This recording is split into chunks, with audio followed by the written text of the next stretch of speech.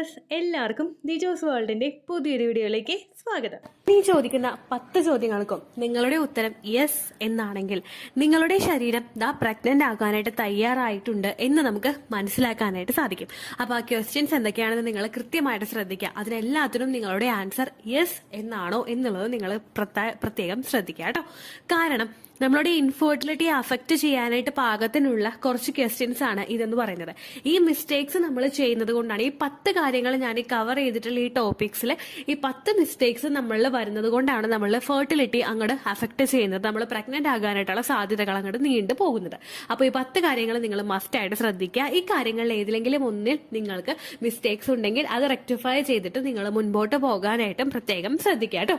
അപ്പോൾ നമുക്ക് എന്തൊക്കെയാണെന്ന് നോക്കാം. വീഡിയോ നമുക്ക് സ്റ്റാർട്ട് ചെയ്യാം.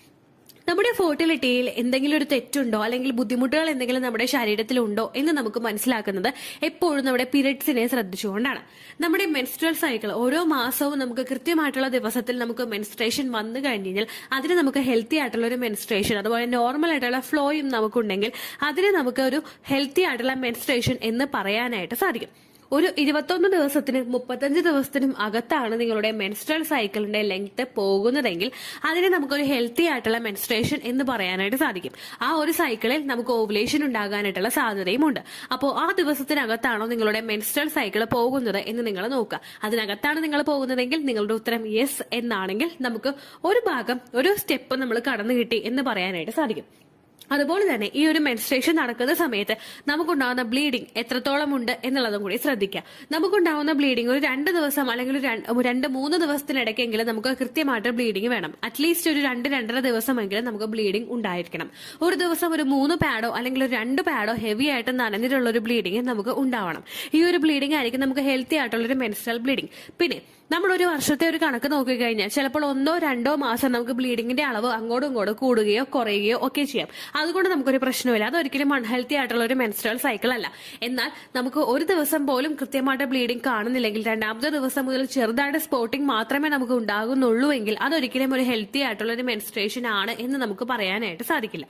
അതുപോലെ തന്നെ ഞാൻ തുടക്കത്തിൽ പറഞ്ഞതുപോലെ 21 ദിവസത്തിനും 35 ദിവസത്തിനും അകത്താണ് നിങ്ങളുടെ മെൻസ്ട്രൽ സൈക്കിൾ എങ്കിൽ ആ ദിവസം അങ്ങോട്ടും ഇങ്ങോട്ടും 1-2-3-4 ദിവസം വരെ വ്യത്യാസം വരുന്നത് ഒരിക്കലും പ്രശ്നമുള്ള ഒരു കാര്യമല്ല.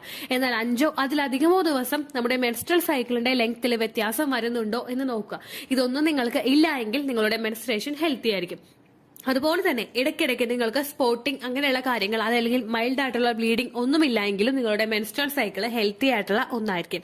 നമുക്ക് സാധാരണയായിട്ട് ഒരു സ്ത്രീക്ക് സ്പോട്ടിംഗ് വരുന്നത് ഓവുലേഷൻ നടക്കുന്ന സമയത്തും പീരിയഡ്സ് തുടങ്ങുന്ന ആ ഒരു സ്റ്റാർട്ടിംഗ് സ്റ്റേജിലും ആയിരിക്കും. ഏകദേശം ഇത് നമുക്ക് ചിലപ്പോൾ 1-2 മാസങ്ങളിലോ നമുക്ക് കണ്ടിന്യൂസ് ആയിട്ട് കുറച്ച് മാസങ്ങളിലോ ചിലപ്പോൾ ഇതുണ്ടാകാം. എന്നാൽ അതല്ലാതെ പീരിയഡ്സ് കഴിഞ്ഞു ഒരു 10 ദിവസം കഴിയുമ്പോൾ പിന്നെ ഒരു സ്പോട്ടിംഗ് വരുന്നു, ഓവുലേഷൻ സമയത്ത് പിന്നെ വരുന്നു, പ്രിമെൻസ്ട്രൽ സിംറ്റം ആയിട്ട് പിന്നെ വരുന്നു. ഇങ്ങനെ വരുന്നുണ്ടോ എന്ന് നിങ്ങൾ നോക്കുക. അങ്ങനെ വരുന്നുണ്ടെങ്കിൽ അതൊരിക്കലും ഹെൽത്തി ആയിട്ടുള്ള കാര്യമല്ല. നമ്മൾ വെള്ളം കുടിക്കുന്നത് കുറവായിട്ടോ അല്ലെങ്കിൽ നമ്മളുടെ ശരീരത്തിൽ നിന്ന് രക്തം പൂർണ്ണമായിട്ട് പുറത്തേക്ക് പോകാത്തത് കൊണ്ടോ ഒക്കെ ആയിരിക്കും ഇങ്ങനെ ഉണ്ടാവുന്നത്. അപ്പൊ ആ ഒരു മിസ്റ്റേക്സും നിങ്ങളില്ല എന്ന് നിങ്ങൾ ഉറപ്പുവരുത്തണം. അതാണ് മെൻസ്ട്രേഷനിൽ കവർ ചെയ്യുന്ന ആദ്യത്തെ ക്വസ്റ്റ്യൻ. അപ്പൊ ഈ ഒരു പ്രശ്നങ്ങളും നിങ്ങൾക്ക് ഇല്ല എങ്കിൽ നിങ്ങൾ ആദ്യത്തെ ഒരു സ്റ്റെപ്പ് കടന്നു കിട്ടി. രണ്ടാമത്തേന്ന് പറയുന്നത് നിങ്ങൾക്ക് കൃത്യമായിട്ട് ഓവുലേഷൻ ട്രാക്ക് ചെയ്യാനായിട്ട് പറ്റുന്നുണ്ടോ എന്ന് നോക്കുക. ഓവുലേഷൻ എന്ന് പറയുന്നത് നമുക്ക് എന്താണോ ആ ഒരു മെൻസ്ട്രൽ സൈക്കിളിന്റെ ലെങ്ത് അതിൽ നിന്നും എക്സാക്ട് ആയിട്ട് ഒരു 14 ദിവസം കുറച്ച് കഴിയുമ്പോഴാണ് നമുക്ക് ഒരു ഓവുലേഷൻ സംഭവിക്കുന്നത്. ഈ ഓവുലേഷൻ നടക്കുന്ന ദിവസം നമുക്ക് ഓവുലേഷൻ ടെസ്റ്റ് കിറ്റ് വെച്ചിട്ടും അതുപോലെ നമ്മുടെ ബോഡി ടെമ്പറേച്ചറിൽ ഉണ്ടാകുന്ന വ്യത്യാസം വെച്ചിട്ടും നമ്മുടെ ബോഡിയിൽ വരുന്ന ബ്രസ്റ്റിന് വരുന്ന പെയിൻ, സെർവിക്കൽ മ്യൂക്കസ്, അതുപോലെ നമുക്ക് അടിവയറിലുണ്ടാവുന്ന വേദന, മൈൽഡ് ആയിട്ടുള്ള സ്പോട്ടിംഗ്, ഇതെല്ലാം വെച്ചിട്ട് നമ്മൾ ഓവുലേഷൻ നടക്കുന്നുണ്ടോ, നമ്മൾ ഓവുലേറ്റിംഗ് ആവുന്നുണ്ടോ എന്ന് നമുക്ക് മനസ്സിലാക്കാനായിട്ട് സാധിക്കും. ഈ ഓരോ ഓവുലേഷനും ഓരോ സ്ത്രീയും ഓരോ മാസവും ട്രാക്ക് ചെയ്തിരിക്കണം. ഈ ഒരു ട്രാക്കിംഗ് നമുക്ക് പറ്റുന്നില്ല എങ്കിൽ ഓവുലേഷൻ ടെസ്റ്റ് കിറ്റ് വെച്ചിട്ട് നമുക്ക് ട്രാക്ക് ചെയ്യാൻ പറ്റുന്നുണ്ടോ എന്ന് നോക്കാം.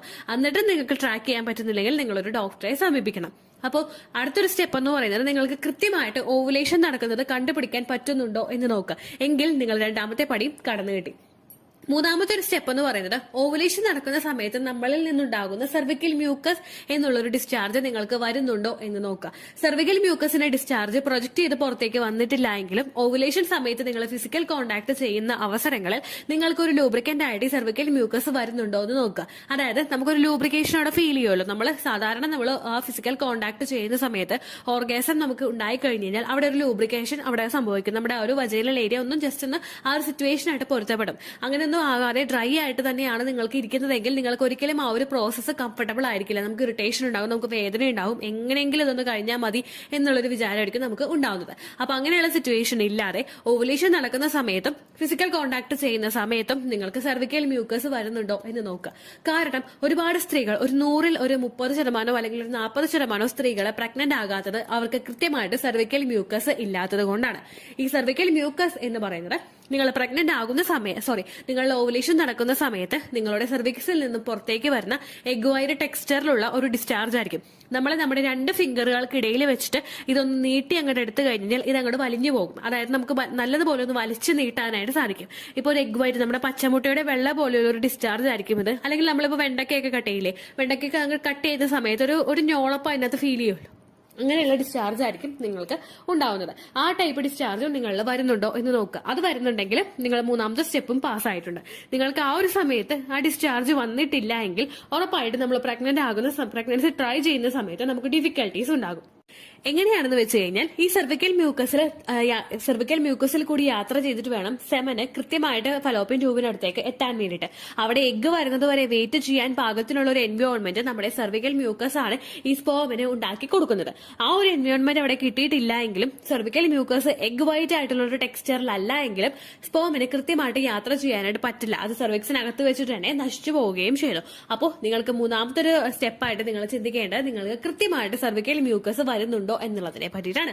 സെർവിക്കൽ മ്യൂക്കസ് കൃത്യമായിട്ട് വരുന്നില്ല എങ്കിൽ നിങ്ങൾ ധാരാളം വെള്ളം കുടിച്ച് നോക്കുക. വാട്ടറി കണ്ടന്റ് അടങ്ങിയിട്ടുള്ള ഫ്രൂട്ട്സും വെജിറ്റബിൾസും ഒക്കെ നിങ്ങൾ കഴിച്ചു നോക്കുക. ക്ലോസ് വാട്ടർ, അതായത് ഗ്രാമ്പൂ വെള്ളം നിങ്ങൾ കുടിച്ചു നോക്കുക. ഇതെല്ലാം ചെയ്തിട്ട് നിങ്ങൾക്ക് സെർവിക്കൽ മ്യൂക്കസ് വരുന്നില്ല എങ്കിൽ നിങ്ങൾ ഉടനെ തന്നെ ഡോക്ടറെ സമീപിക്കണം. ഡോക്ടർ തരുന്ന മെഡിസിൻ, എസ്പെഷ്യലി ഞാനിപ്പോൾ കേട്ടിട്ടുള്ളത് കൂടുതലായിട്ടും കോൺസീവൽ എന്ന് പറയുന്നത് മെഡിസിനെ പറ്റിയിട്ടാണ്. ഈ ഒരു മെഡിസിൻ എടുത്തു കഴിയുമ്പോഴും ഡോക്ടറുടെ പ്രിസ്ക്രിപ്ഷൻ കൂടിയിട്ട് ഈ മെഡിസിൻ എടുത്തു കഴിയുമ്പോഴും ഉറപ്പായിട്ട് നമ്മൾ പ്രഗ്നന്റ് ആകുന്നതിന് അത് സഹായിക്കും കേട്ടോ. 4ാമതായിട്ട് ഒരു സ്ത്രീ ശ്രദ്ധിക്കേണ്ടത് നിങ്ങളുടെ ശരീരഭാരമാണ്. നിങ്ങൾ ഓവർ വെയിറ്റ് ആണോ അണ്ടർ വെയിറ്റ് ആണോ എന്ന് നിങ്ങൾ മനസ്സിലാക്കണം. നമ്മുടെ ഉയരത്തിനും നമ്മുടെ പ്രായത്തിനും അനുസരിച്ചിട്ടുള്ള ശരീരഭാരമാണ് ഏതൊരു സ്ത്രീക്കും പുരുഷനും ഹെൽത്തി ആയിട്ടുള്ള ലൈഫ് മെയിൻറ്റെയിൻ ചെയ്യാനായിട്ട് സഹായിക്കുന്നത്. നമ്മുടെ ശരീരഭാരം കൂടുതലോ അല്ലെങ്കിൽ കുറവോ ആകുന്നുണ്ടെങ്കിൽ ഉറപ്പായിട്ടും നമ്മളിൽ ഹോർമോണൽ ഇംബാലൻസസ് ഉണ്ടാകും. നോർമൽ ആയിട്ടുള്ള രീതിക്കല്ലാതെ കൂടുതലും കുറവുമായിട്ടുള്ള ശരീരഭാരം എക്സസ് ആയിട്ട് ഫാറ്റ് അടിഞ്ഞുകൂടുന്നതിനും അതുപോലെ തന്നെ നമ്മുടെ ഭാരം കുറവാണെങ്കിൽ നമ്മളുടെ ശരീരം വീക്ക് ആവുന്നതിനും അത് കാരണമാകുന്നു. നിങ്ങളുടെ ശരീരം നിങ്ങളുടെ പ്രായത്തിനും നിങ്ങളുടെ ഉയരത്തിനും അനുസരിച്ചിട്ടുള്ള രീതിക്കാണോ ഉള്ളത് എന്ന് നിങ്ങൾ മസ്റ്റ് ആയിട്ട് മനസ്സിലാക്കണം. നമ്മുടെ പൊക്കത്തിനനുസരിച്ചിട്ടും നമ്മുടെ പ്രായത്തിനനുസരിച്ചിട്ടും എങ്ങനെ വെയിറ്റ് കാൽക്കുലേറ്റ് ചെയ്യാം എന്നതിനെ പറ്റിയുള്ള ഒരു വീഡിയോ നമ്മുടെ ചാനലിലുണ്ട്. നിങ്ങൾ കണ്ടിട്ടില്ലെങ്കിൽ ഞാൻ അതിന്റെ ലിങ്ക് കൊടുക്കാം. അല്ലെങ്കിൽ ഐഡിയൽ വെയിറ്റ് എന്ന് പറഞ്ഞ് നിങ്ങൾ ടൈപ്പ് ചെയ്ത് കഴിഞ്ഞാൽ വേൾഡ് എന്ന് പറഞ്ഞ് ടൈപ്പ് ചെയ്ത് കഴിഞ്ഞാൽ നിങ്ങൾക്ക് അതിന്റെ ലിങ്ക് കിട്ടുന്നതായിരിക്കും കേട്ടോ. അപ്പൊ ആ ഒരു വീഡിയോ നിങ്ങൾ കണ്ടു നോക്കുക. അതിനുശേഷം നിങ്ങൾക്ക് ശരീരഭാരം കൃത്യമല്ല എങ്കിലോ കൂട്ടണമെങ്കിൽ നിങ്ങൾ കൂട്ടുക, കുറയ്ക്കണമെങ്കിൽ നിങ്ങൾ കുറയ്ക്കുക. കാരണം എക്സസ് ആയിട്ട് ഫാറ്റ് അടിഞ്ഞുകൂടുമ്പോൾ നമ്മളുടെ ശരീരത്തിന്റെ ഇടുപ്പിന്റെ ഭാഗത്തും അതുപോലെ നമ്മുടെ തൊടയുടെ ഭാഗത്തും ഒക്കെ എക്സസ് ആയിട്ട് ഫാറ്റ് അടിഞ്ഞുകൂടുമ്പോൾ ഈ ഫാറ്റ് ക്രിയേറ്റ് ചെയ്യുന്നതിന്റെ ഭാഗമായിട്ട് നമ്മളുടെ ശരീരത്തിലെ ഹോർമോൺസിലെ ഫ്ലക്ച്വേഷൻസ് ഉണ്ടാകും. അത് നമുക്ക് PCOD ഉണ്ടാകുന്നതിനും മറ്റുള്ള ഹോർമോണൽ ഇംബാലൻസസ് നമ്മുടെ ശരീരത്തിൽ ഉണ്ടാകുന്നതിനും കാരണമാകുന്നു. നമ്മുടെ റീപ്രൊഡക്റ്റീവ് ഹെൽത്തിനെ കൃത്യമായിട്ട് മെയിൻറ്റെയിൻ ചെയ്ത് കൊണ്ടുപോകേണ്ടതായിട്ടുള്ള ഹോർമോൺസ് നമ്മുടെ ശരീരത്തിലെ എക്സസ് ആയിട്ട് ഫാറ്റ് അടിഞ്ഞുകൂടുന്നത് മൂലം ഫാറ്റ് ആ ഒരു ഹോർമോൺസിന്റെ അളവ് നമ്മുടെ ശരീരത്തിൽ കുറയുന്നു. ഇതിങ്ങനെ കുറഞ്ഞു പോയി കഴിഞ്ഞാൽ നമ്മൾ ഓവുലേഷൻ നടക്കുന്നത് സ്റ്റോപ്പ് ആവുന്നു. നമ്മുടെ മെൻസ്ട്രേഷൻ നടക്കുന്നതിന്റെ ദിവസങ്ങളും അതുപോലെയുള്ള ബ്ലീഡിങ്ങും ഒക്കെ കുറവ് വരുന്നു കേട്ടോ. അപ്പോൾ ആ ഒരു വ്യത്യാസം നിങ്ങൾക്ക് ഉണ്ടെങ്കിൽ നിങ്ങൾ നോക്കുക. നിങ്ങൾക്ക് ഐഡിയൽ ആയിട്ടുള്ള വെയിറ്റ് ആണ് ഉള്ളതെങ്കിൽ നിങ്ങൾ 4ാമത്തെ സ്റ്റെപ്പും പാസ്സായിട്ടുണ്ട്. അടുത്തൊരു കാര്യം നിങ്ങൾ ശ്രദ്ധിക്കേണ്ടത് നിങ്ങൾക്ക് ആഡിക്വേറ്റ് ആയിട്ടുള്ള ഒരു സ്ലീപ്പ് കിട്ടുന്നുണ്ടോ എന്ന് ശ്രദ്ധിക്കുക. നമ്മളിപ്പോൾ ഏറ്റവും കൂടുതൽ മൊബൈലും അതുപോലുള്ള ഇലക്ട്രോണിക്സ് ഉപകരണങ്ങളെയൊക്കെ കൂടുതലായിട്ട് നമ്മൾ ആശ്രയിക്കുന്നത് മൂലം നമ്മളിപ്പോൾ മൊബൈൽ അല്ലെങ്കിൽ TV അല്ലെങ്കിൽ ലാപ്ടോപ്പ് ഇങ്ങനെയൊക്കെ നമ്മൾ മുൻപോട്ട് പോകുന്നത് മൂലം സോഷ്യൽ മീഡിയയിൽ ഭയങ്കരമായിട്ട് ആക്റ്റീവ് ആയിട്ടിരിക്കുന്നത് മൂലവും നമ്മുടെ ഉറക്കത്തിൽ അതിനനുസരിച്ചിട്ട് വ്യത്യാസം ഉണ്ടാവാറുണ്ട്. പണിയെല്ലാം കഴിഞ്ഞിട്ട് ഭക്ഷണമൊക്കെ കഴിച്ചിട്ട് നമ്മൾ വന്ന് കിടക്കുമ്പോഴേക്കും ചുരുങ്ങിയത് ഒരുപാട് പേരെങ്കിലും ഒരു 1-2 മണിക്കൂർ ചിലപ്പോൾ ഫോണിന് കൊടുക്കാറുണ്ട്. ഇങ്ങനെ കൊടുക്കുന്നതിന്റെ ഭാഗമായിട്ട് നമ്മുടെ സ്ലീപ്പിനെ അത് ഒരുപാട് അഫക്ട് ചെയ്യും. നമ്മൾ കൃത്യമായിട്ട് 8 മണിക്കൂർ ഉറങ്ങണമെന്നാണ് പഠനങ്ങൾ സൂചിപ്പിക്കുന്നത്. നമ്മൾ കൃത്യമായിട്ട് 8 മണിക്കൂർ ഉറങ്ങിയിട്ടില്ല എങ്കിൽ നമ്മളുടെ ശരീരത്തിൽ നമ്മൾ ഉറങ്ങുന്ന സമയത്ത് നടക്കുന്ന ഒരുപാട് ആക്ടിവിറ്റീസ് ഉണ്ട്. ഇത് നോർമലായിട്ട് നടക്കാതിരിക്കും. ഇത് നടക്കാതിരുന്നു കഴിഞ്ഞാൽ ഇത് നമ്മളുടെ ശരീരത്തിലെ പ്രവർത്തനങ്ങളെ ആകെ അങ്ങോട്ട് താളം തെറ്റിക്കും. ഒരു ദിവസം മാത്രമല്ല, കണ്ടിന്യൂസ് ആയിട്ട് കുറെ ദിവസങ്ങൾ നമ്മൾ ഈ ഒരു പ്രോസസ്സ് മെയിൻറ്റെയിൻ ചെയ്തുകൊണ്ട് പോയി കഴിഞ്ഞാൽ ഉറപ്പായിട്ടും അത് നമ്മളുടെ ഫെർട്ടിലിറ്റിയെ അഫക്ട് ചെയ്യും. സ്ത്രീകളിൽ മാത്രമല്ല പുരുഷന്മാരിലും സെമന്റെ ക്വാളിറ്റിയെയും അതുപോലെ മോട്ടിലിറ്റിയെയും അഫക്ട് അഫക്ട് ചെയ്യുന്നതിന് ഇത് കാരണമാകുന്നു. അപ്പോൾ നിങ്ങൾ ഹെൽത്തി ആയിട്ട് ഉറക്കം നിങ്ങൾക്ക് കിട്ടുന്നുണ്ട് എന്ന് മസ്റ്റ് ആയിട്ട് ഉറപ്പുവരുത്തുക. നമ്മളിപ്പോൾ രാവിലെ എഴുന്നേൽക്കുന്നവരാണെങ്കിൽ ഒരു 5 മണിക്കോ 4 മണിക്കോ ഒക്കെ എഴുന്നേൽക്കുന്നവരാണെങ്കിൽ അതിനനുസരിച്ചിട്ട് സമയം നമ്മൾ ക്രമീകരിക്കുക. ഒരു 10 മണിക്ക് നമ്മൾ ഉറങ്ങാനായിട്ടുള്ള രീതിക്ക് കിടക്കുക. അങ്ങനെ ആയി കഴിഞ്ഞ് കഴിഞ്ഞാൽ ആ ഉറങ്ങുന്ന രീതിക്ക് നമ്മൾ നമ്മുടെ ആക്ടിവിറ്റീസ് ഒക്കെ ഒന്ന് ക്രമീകരിച്ചു കഴിഞ്ഞ് കഴിഞ്ഞാൽ നമുക്ക് കൃത്യമായിട്ടുള്ള ഉറക്കം കിട്ടുന്നതിന് അത് സഹായിക്കുന്നു. നമ്മൾ ഉറങ്ങുന്ന സമയത്ത് ഒരുപാട് ആക്ടിവിറ്റീസ് നമ്മുടെ ശരീരത്തിൽ നടക്കുന്നുണ്ട്. ഇപ്പോൾ ചിലവരോട് ചോദിച്ചു കഴിഞ്ഞാൽ അറിയാൻ പറ്റും, പ്രത്യേകം ഒന്ന് കൃത്യമായിട്ട് കിടന്ന് ഉറങ്ങിയിട്ടില്ലെങ്കിൽ ഒരുപാട് ബുദ്ധിമുട്ടുകളും പ്രശ്നങ്ങളും അനുഭവിക്കുന്ന ഒരുപാട് പേരുണ്ടാകും. അങ്ങനെയുള്ള മാറ്റങ്ങൾ നമ്മളുടെ ശരീരത്തിൽ കണ്ടിന്യൂസ് ആയിട്ട് വന്നു കഴിഞ്ഞാൽ അത് നിങ്ങളുടെ ഫെർട്ടിലിറ്റിയെ അഫക്ട് ചെയ്യും. അപ്പൊ അടുത്തൊരു കാര്യമായിട്ട് നിങ്ങൾ ശ്രദ്ധിക്കേണ്ടത് നിങ്ങൾക്ക് കൃത്യമായിട്ടുള്ള ഉറക്കം കിട്ടുന്നുണ്ടോ എന്നുള്ളതാണ്. അതും എസ് ആണെങ്കിൽ നിങ്ങളുടെ ആ ഒരു ബോഡി ആ ഒരു ടെസ്റ്റും പാസ്സായിട്ടുണ്ട്. അടുത്തതെന്ന് പറയുന്നത് ഏറ്റവും കൂടുതൽ ആളുകൾ ഫോളോ ചെയ്യുന്ന അല്ലെങ്കിൽ ഏറ്റവും കൂടുതൽ ആളുകൾ ചെയ്തുകൊണ്ടിരിക്കുന്ന ഒരു മിസ്റ്റേക്കാണ് സ്ട്രെസ്. നിങ്ങളിൽ സ്ട്രെസ് ഉണ്ടാവുന്ന സമയത്ത് നമ്മളുടെ സ്ട്രെസ് ഹോർമോൺ ആയിട്ടുള്ള കോർട്ടിസോൾ അവിടെ പ്രൊഡ്യൂസ് ആവുകയും ഇത് നിങ്ങളുടെ റീപ്രൊഡക്റ്റീവ് സിസ്റ്റവും നിങ്ങളുടെ ബ്രെയിനും തമ്മിലുള്ള ബന്ധം അങ്ങോട്ട് കട്ട് ചെയ്ത് കളയുകയും ചെയ്യുന്നു. ഇതിന്റെ ഭാഗമായിട്ട് റീപ്രൊഡക്റ്റീവ് ഹോർമോൺസിന്റെയും അതുപോലെ തന്നെ റീപ്രൊഡക്റ്റീവ് ആക്ടിവിറ്റീസും അവിടെ സെക്കൻഡറി ആയി പോവുകയും അവിടെ നടക്കാതിരിക്കുകയും ചെയ്യുന്നു. ഒരു ദിവസം നമ്മൾ അനുഭവിക്കുന്ന സ്ട്രെസ് അല്ല, കണ്ടിന്യൂസ് ആയിട്ട് നമ്മൾ അനുഭവിക്കുന്ന സ്ട്രെസ് ആണ് ഇതിനെ അഫക്ട് ചെയ്യുന്നത്. ആ ഒരു മിസ്റ്റേക്ക് നിങ്ങൾ ചെയ്യുന്നുണ്ടെങ്കിൽ കംപ്ലീറ്റ് ആയിട്ട് നിങ്ങൾ അവോയ്ഡ് ചെയ്യുക. സ്ട്രെസ് വരുമ്പോൾ എന്താണ് ചെയ്യേണ്ടത് എന്ന് പലരും ചോദിക്കാറുണ്ട്. നമ്മൾ എപ്പോഴാണ് ഒരു സ്ട്രെസ് വരുന്നത് അല്ലെങ്കിൽ ഒരു കാര്യത്തെ പറ്റി ആലോചിച്ചിട്ട് നമ്മൾ എപ്പോഴാണോ കൂടുതലായിട്ട് വിഷമിക്കുന്നത് ആ ഒരു സമയത്ത് നിങ്ങൾ ഒരു കാര്യം ചെയ്താൽ മതി. ഡീപ്പായിട്ട് ഒരു ബ്രീത്ത് നമ്മൾ എടുക്കുക. ജസ്റ്റ് നല്ല ഡീപ്പായിട്ട് നമ്മൾ ഇൻഹേൽ ചെയ്യുക, സ്ലോ ആയിട്ട് നമ്മൾ അങ്ങോട്ട് വിടുക. ഇങ്ങനെ നമ്മൾ ചെയ്ത് കഴിഞ്ഞാൽ ഈ ഒരു പ്രോസസ്സ് നമ്മൾ ഒരു 2 ടൈം നമ്മളത് ചെയ്ത് കഴിഞ്ഞാൽ നമ്മളൊന്ന് മൈൻഡ് ഒന്ന് റിഫ്രഷ് ആകും. നിങ്ങൾ ജസ്റ്റ് ഒന്ന് ട്രൈ ചെയ്ത് നോക്കൂ, നിങ്ങൾക്ക് കൃത്യമായിട്ട് എഫക്ട് അതിന് കിട്ടും. ആ ഒരു രീതിക്ക് നിങ്ങൾ പോയി കഴിഞ്ഞാൽ നമ്മൾ ജസ്റ്റ് ആ ഒരു സ്ട്രെസ്സിൽ നിന്ന് ഒരു സെക്കൻഡോ അല്ലെങ്കിൽ 2 സെക്കൻഡോ ആണോ നമ്മളൊന്ന് ഔട്ട് ആവും. അങ്ങനെ ആയി കഴിഞ്ഞാൽ പിന്നെ നിങ്ങൾ നിങ്ങളുടെ മൈൻഡിനെ അങ്ങോട്ട് ഡൈവേർട്ട് ചെയ്ത് വിടുക. ഫോണിൽ എന്തെങ്കിലും കാണുക, അല്ലെങ്കിൽ ടിവിയിൽ എന്തെങ്കിലും കാണുക, അല്ലെങ്കിൽ പുറത്ത് പോവുക, നേച്ചർ നോക്കുക. അങ്ങനെ ഒരുപാട് കാര്യങ്ങൾ നിങ്ങൾക്ക് ചെയ്യാനില്ല. അതെന്തെങ്കിലും നിങ്ങൾ ചെയ്യുക. നിങ്ങൾക്ക് എപ്പോ സ്ട്രെസ് വരുന്നോ ആ ഒരു സമയത്ത് നിങ്ങൾ അവിടെ നിന്ന് അങ്ങോട്ട് മാറുക. കാരണം നിങ്ങൾ സ്ട്രെസ്സിൽ ഇരുന്ന് കഴിഞ്ഞാൽ ഉറപ്പിച്ചോളൂ നിങ്ങളോട് പ്രഗ്നന്റ് ആകുന്നത് ഒരുപാട് നീണ്ടുപോകും. അപ്പോൾ നിങ്ങളത് കേൾക്കുന്നുണ്ടെങ്കിൽ മസ്റ്റ് ആയിട്ട് നിങ്ങളത് അവോയ്ഡ് ചെയ്യുക. അപ്പോൾ നിങ്ങൾ സ്ട്രെസ് അനുഭവിക്കുന്നില്ല എങ്കിൽ നിങ്ങൾ ഫ്രീ ആയിട്ട് എന്തോ വരട്ടെ, എന്താണെങ്കിലും വരട്ടെ, ഞാൻ ഫേസ് ചെയ്യാൻ തയ്യാറാണ് എന്നുള്ളൊരു സിറ്റുവേഷനിൽ നിങ്ങൾ നിൽക്കുക. പോസിറ്റീവായിട്ട് നിങ്ങൾ നിൽക്കുക, പ്രാർത്ഥിക്കുക. നിങ്ങളുടെ ദൈവം നിങ്ങളെ ഒരിക്കലും കൈവിടില്ല എന്ന് നിങ്ങൾ മസ്റ്റ് ആയിട്ട് ചിന്തിക്കുക കേട്ടോ. അപ്പൊ ആ ഒരു സ്ട്രെസ് നിങ്ങൾക്കില്ല എങ്കിൽ നിങ്ങൾ അടുത്ത സ്റ്റേജും പാസ്സായിട്ടുണ്ട്. അടുത്തതെന്ന് പറയുന്നത്, എട്ടാമത്തെന്ന് പറയുന്നത്, നമ്മൾ ഡ്രിങ്കിങ്ങോ സ്മോക്കിങ്ങോ ആയിട്ടുള്ള ഹാബിറ്റുകൾ ഉണ്ടെങ്കിൽ അത് അവോയ്ഡ് ചെയ്യുക കേട്ടോ. സ്ത്രീകൾ പുകവലിക്കുന്നവരുണ്ട്, സ്ത്രീകൾ മദ്യപിക്കുന്നവരും ഉണ്ട്. നിങ്ങൾ പ്രഗ്നൻസി ട്രൈ ചെയ്യുന്ന സമയത്ത് കംപ്ലീറ്റ് ആയിട്ട് അങ്ങോട്ട് അവോയ്ഡ് ചെയ്യുക. പ്രഗ്നൻസി ട്രൈ ചെയ്യുന്ന സമയത്തും ബ്രസ്റ്റ് ഫീഡ് ചെയ്യുന്ന സമയത്ത് നിങ്ങളത് അവോയ്ഡ് ചെയ്യുക. കാരണം ഒരു പുതിയൊരു തലമുറയെ നമ്മൾ അങ്ങോട്ട് മുൻപോട്ടേക്ക് കൊണ്ടുവരുമ്പോഴേക്കും ആ ഒരു ബേബി ഹെൽത്തി ആയിരിക്കണം. ആ ബേബി ഹെൽത്തി ആവണമെങ്കിൽ ബേബിയുടെ അച്ഛനും അമ്മയും അതുപോലെ തന്നെ സ്മോക്ക് ചെയ്യുന്നുണ്ടെങ്കിൽ ആ ഒരു അമ്മ നിൽക്കുന്നത് ഏത് എൻവയോൺമെന്റിലാണോ ആ എൻവയോൺമെന്റും ഒരു സ്മോക്കിംഗ് ഇല്ലാത്തൊരു നല്ലൊരു എൻവയോൺമെന്റ് ആയിരിക്കണം. ഈ ഒരു സിറ്റുവേഷൻ, ഈ ഒരു എൻവയോൺമെന്റ് നമ്മൾ നമ്മുടെ ബേബിക്ക് കൊടുത്തു കഴിഞ്ഞാൽ മാത്രമേ ആ കുഞ്ഞിന് ആരോഗ്യത്തോടു കൂടി ഭൂമിയിലേക്ക് വരാനായിട്ട് സാധിക്കുകയുള്ളൂ. അപ്പോൾ പ്രഗ്നൻസി ട്രൈ ചെയ്യുന്ന സമയത്ത് സ്ത്രീകളും പുരുഷന്മാരും ഡ്രിങ്കിങ് ഹാബിറ്റും സ്മോക്കിംഗ് ഹാബിറ്റും കംപ്ലീറ്റ് ആയിട്ട് അങ്ങനെ അവോയ്ഡ് ചെയ്യുക. സ്ത്രീകൾ ബ്രസ്റ്റ് ഫീഡ് ചെയ്യുന്ന സമയത്ത് ഒരു 2 വർഷം വരെയും നിങ്ങളത് കംപ്ലീറ്റ് ആയിട്ട് അവോയ്ഡ് ചെയ്യുക. അതിനുശേഷം നിങ്ങളുടെ ബോഡി, നിങ്ങളുടെ ചോയ്സ്, നിങ്ങൾക്ക് എന്താണെന്ന് വെച്ച് കഴിഞ്ഞാൽ ചെയ്യാട്ടോ. അപ്പോൾ നിങ്ങൾ ആ ഒരു മിസ്റ്റേക്കും ചെയ്യുന്നില്ല എങ്കിൽ നിങ്ങൾ ആ ഒരു സ്റ്റേജും പാസ്സായി.